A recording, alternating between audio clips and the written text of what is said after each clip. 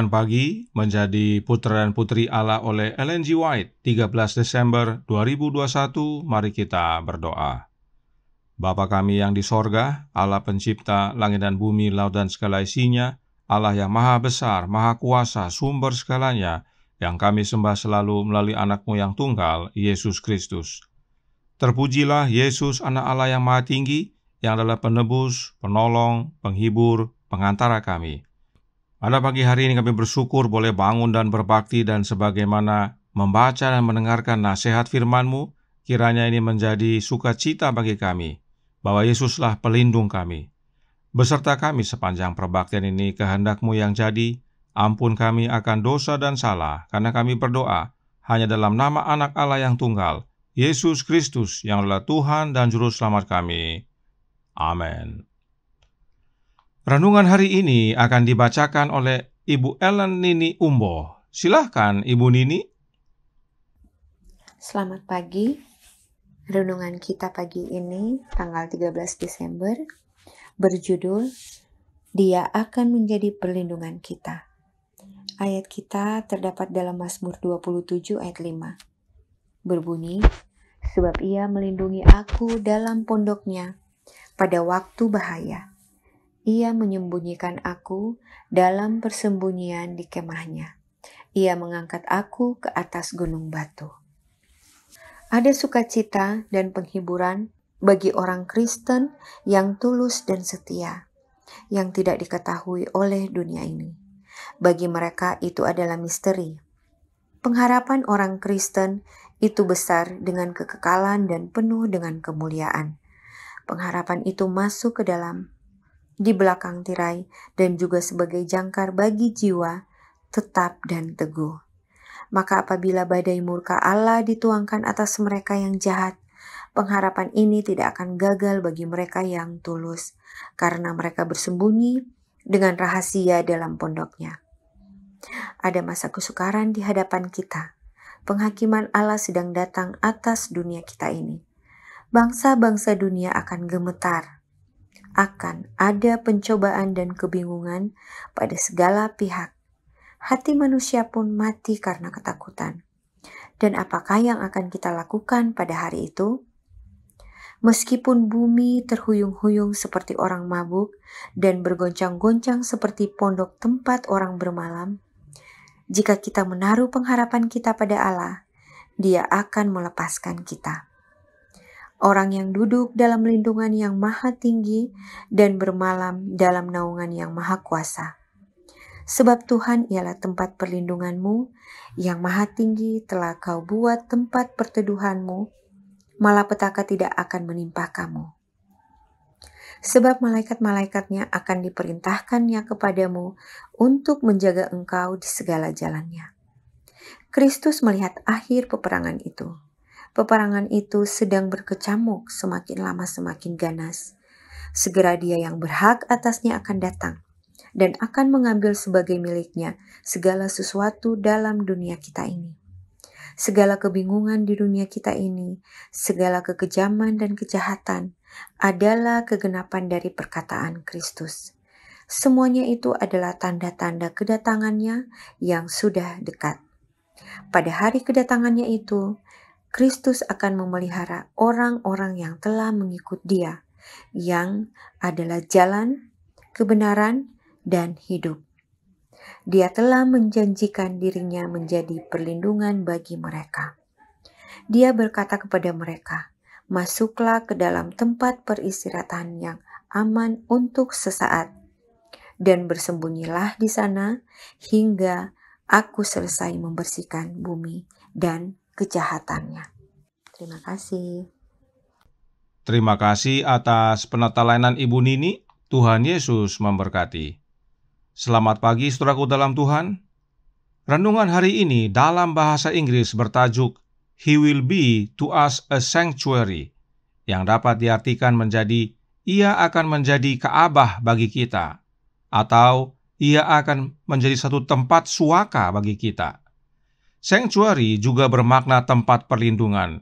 Itu sebabnya dalam terjemahannya dikatakan Dia akan menjadi perlindungan kita. Dan sebagaimana renungan hari ini katakan bahwa Yesus menjadi Ka'bah atau tempat perlindungan bagi umat-umatnya, yaitu pada hari kedatangannya.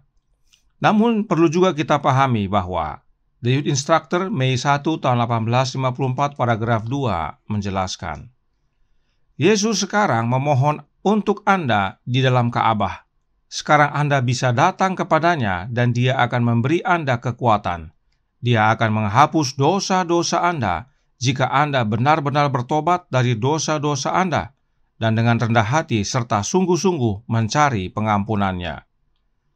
Yesus masih di dalam Ka'bah saat ini, melayani sebagai imam besar kita. Sekaranglah waktunya untuk memohon ampun akan dosa dan benar-benar bertobat. Sebab bila mana nanti pelayanan imam besar di dalam Ka'bah sorgawi sudah berakhir, maka pintu kasihan ditutup dan manusia tidak dapat lagi datang kepada Yesus untuk memohon ampun akan dosa.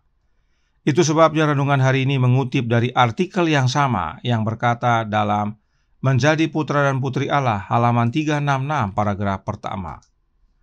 Pengharapan orang Kristen itu besar dengan kekekalan dan penuh kemuliaan.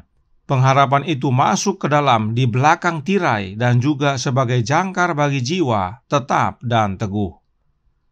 Dalam tulisan aslinya berkata, pengharapan itu menjangkau masuk ke dalam di belakang tirai. Mengapa pengharapan kita menjangkau sampai masuk ke dalam belakang tirai? Karena di belakang tirai itu adalah bilik yang maha suci, dan di sana Yesus sedang melayani sebagai pengantara kita. Artinya, Yesuslah tempat perlindungan kita sejak saat ini, sebab Yesuslah satu-satunya pengharapan kita. Itu sebabnya renungan hari ini berkata, apabila badai murka Allah dituangkan atas mereka yang jahat, pengharapan ini tidak akan gagal bagi mereka yang tulus, karena mereka bersembunyi dengan rahasia dalam pondoknya. Kemudian dalam Kemenangan Akhir halaman 668 paragraf 2 dijelaskan, pemazmur berkata, sebab ia melindungi aku dalam pondoknya pada waktu bahaya, ia menyembunyikan aku dalam persembunyian di kemahnya.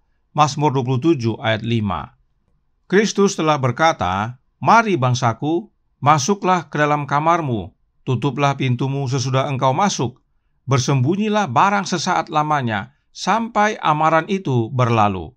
Sebab sesungguhnya Tuhan mau keluar dari tempatnya untuk menghukum penduduk bumi karena kesalahannya. Yesaya 26 ayat 20 dan 21.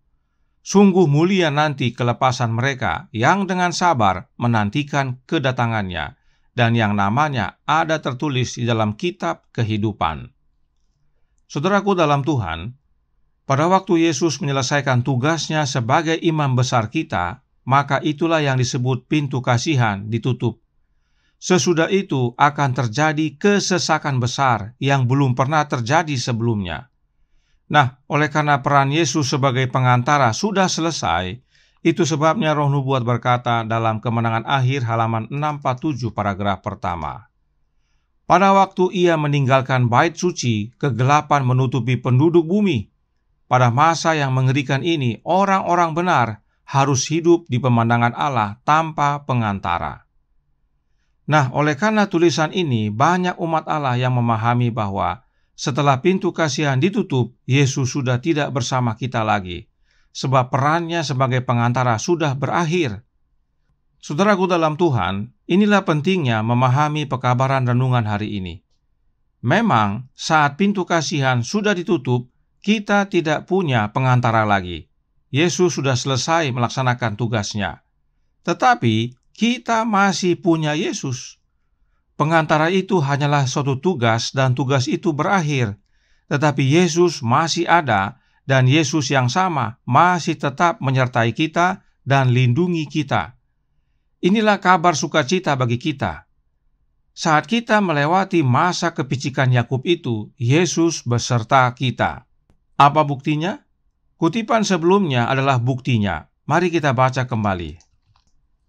Perhatikan yang ditandai dengan warna kuning. Yesus berkata, mari bangsaku, masuklah ke dalam kamarmu, tutuplah pintumu sesudah engkau masuk, bersembunyilah barang sesaat lamanya, sampai amaran itu berlalu.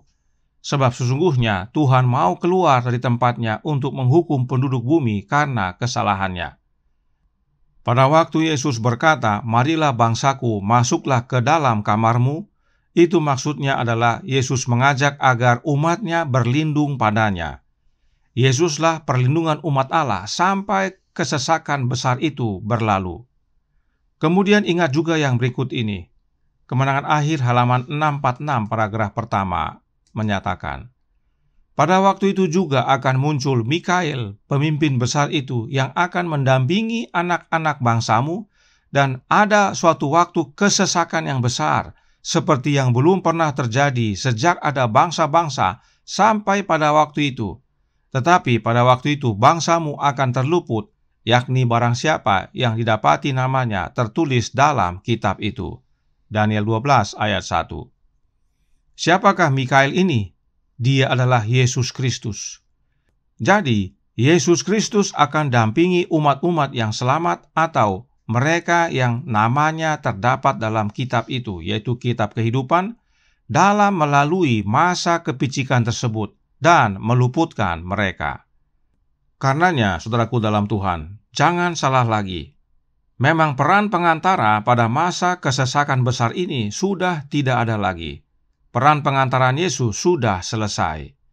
Tetapi Yesus ada, dan Dia menyertai kita serta meluputkan kita.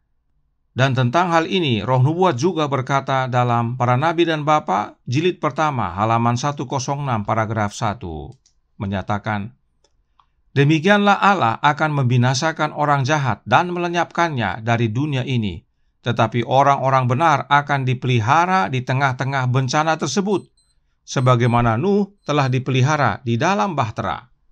Tuhan akan menjadi tempat perlindungan mereka, dan di bawah naungnya mereka akan berharap." Pemazmur berkata, "Sebab Tuhan ialah tempat perlindunganmu, yang maha tinggi telah kau buat tempat perteduhanmu, malapetaka tidak akan menimpa kamu, dan tulah tidak akan mendekat kepada kemahmu." Mazmur 91 ayat 9 dan 10. "Sebab Ia melindungi aku dalam pondoknya pada waktu bahaya, Ia menyembunyikan aku dalam persembunyian di kemahnya, Ia mengangkat aku ke atas gunung batu." Mazmur 27 ayat 5.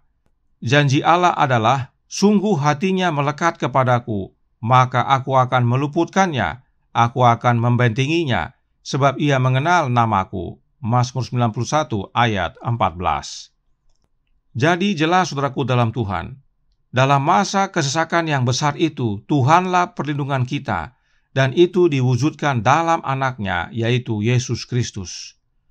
Perlindungan yang Yesus Kristus sediakan ini bagi umatnya dalam melewati masa kesesakan besar itu dijelaskan sama dengan sewaktu Nuh dipelihara di dalam bahtera. Dari gambaran ini jelas bahwa bahtera Nuh itu adalah lambang Yesus, sebab Yesuslah pelindung umat-umatnya dalam melewati masa kesesakan besar tersebut. Dan ingat, bahtera di zaman Nuh hanya satu, tidak ada banyak bahtera. Dan bahtera itu juga hanya punya satu pintu. Sebab memang hanya ada satu perlindungan kita, yaitu Yesus Kristus, dan Dialah pintu itu. Kebenaran ini penting sekali dipahami oleh umat Allah, karena banyak pendeta yang menyatakan bahwa gereja itu adalah bahtera, dan oleh karenanya jangan keluar dari bahtera. Mohon maaf saudaraku dalam Tuhan, pemahaman itu salah. Bahtera itu adalah Yesus Kristus. Karenanya jangan keluar dari Yesus. Gereja bukan bahtera. Apalagi banyak sekali gereja di dunia ini. Dan juga gereja-gereja sekarang sudah mengajarkan banyak hal yang tidak alkitabiah. Jadi yang benar adalah Yesuslah sang bahtera itu, dan tinggallah di dalamnya. Maka kita akan beroleh perlindungan dan keselamatan dalam melewati masa kesusahan besar tersebut. Kiranya ini menjadi pembaharuan dan sukacita bagi kita, agar kita tinggal dalam Yesus dan Yesus dalam kita, sebab Yesuslah satu-satunya perlindungan kita. Tuhan memberkati, saya bawa dalam nama Yesus. Amin. Mari kita berdoa. Bapa kami yang di sorga, Allah pencipta langit dan bumi, laut dan segala isinya, Allah yang maha besar, maha kuasa, sumber segalanya, yang kami sembah selalu melalui anak-Mu yang tunggal, Yesus Kristus. Terima kasih atas kabar sukacita pada pagi hari ini, bahwa nanti setelah pintu kasihan ditutup, kami dalam melewati masa kepicikan besar tidak sendiri, tetapi Kristus bersama kami. Dialah perlindungan kami, Dialah Ka'bah kami, sanctuary kami, sehingga kami boleh terlindung dan bahkan terluput dari masa amaran tersebut. Kiranya ini menjadi pembaharuan bagi masing-masing kami, agar kami tinggal dalam Yesus dan Yesus dalam kami, sebab Dialah satu-satunya perlindungan kami. Karenanya tolong kami ya Bapa, curahkan roh anak-Mu dalam hati ini, tinggallah bersama kami ya Yesus, kehendak-Mu yang jadi, ampun kami akan dosa dan salah, karena kami berdoa hanya dalam nama anak Allah yang tunggal, Yesus Kristus, yang adalah Tuhan dan Juru Selamat kami. Amin.